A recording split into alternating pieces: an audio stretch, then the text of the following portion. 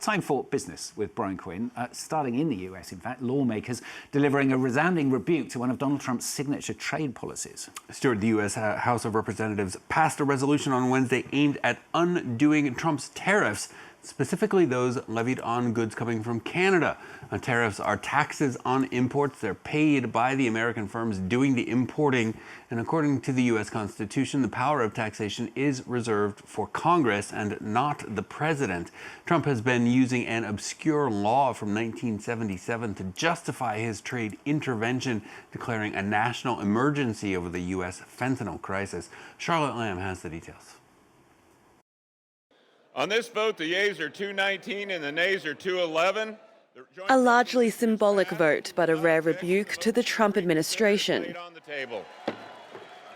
The House of Representatives passed a resolution that, if signed into law, would undo the US president's tariffs on Canadian goods.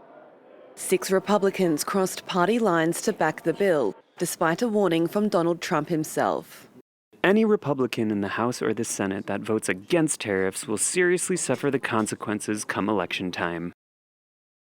Tariffs have given us economic and national security, and no Republican should be responsible for destroying this privilege. We're thinking in terms of 25% on Mexico and Canada because... Since his re-election, Trump has imposed a series of tariffs on Canada, recently threatening a 100% import tax in response to its proposed trade deal with China.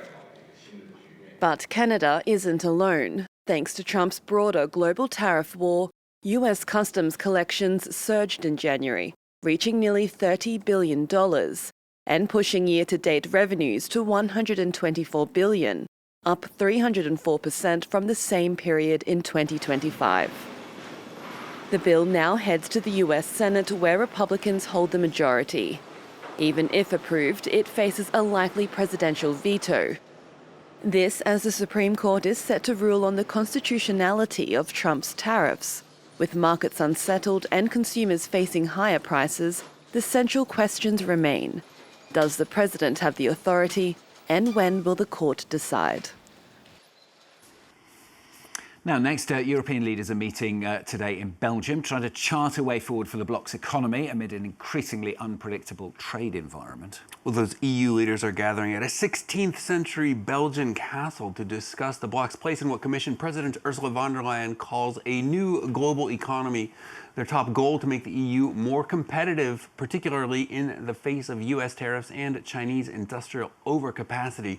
Part of their strategy to diversify trade partners, as Europe has done recently via landmark free trade deals signed with South America's Mercosur bloc and India. Plenty of disagreement remains, though, notably over potential protectionist measures to favor European firms over foreign rivals. That strategy has been pushed hard by France, with President Emmanuel Macron saying European firms should be prioritized for defense contracts, as well as in key sectors like chemicals, automobiles, and high-tech. Macron also wants to expand common EU borrowing, but Germany and Italy have been cool to those ideas. German Chancellor Friedrich Merz calling instead for a focus on industrial deregulation. Here's Merz. Overregulation in this European Union, on our European continent, hampers our economic growth.